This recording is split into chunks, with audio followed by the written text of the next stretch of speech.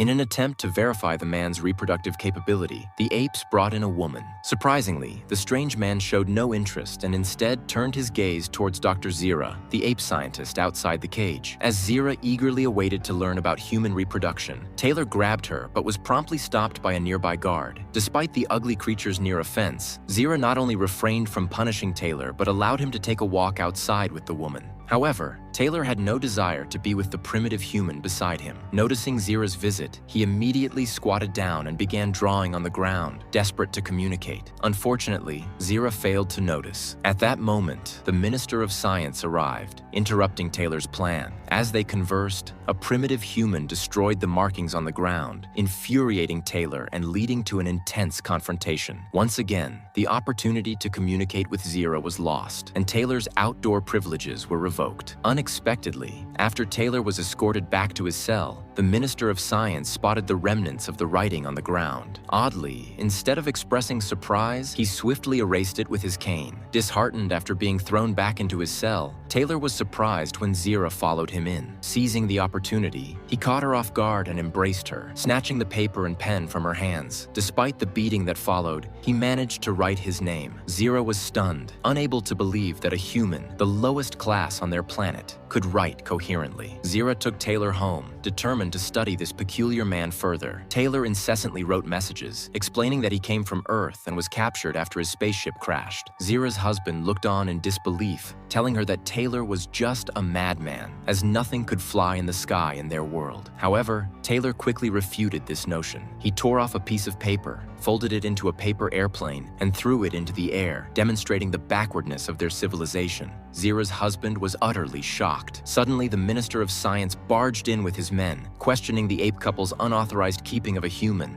Upon seeing Taylor's paper airplane, he flew into a rage, ordering his subordinates to take Taylor away, seemingly hiding a secret.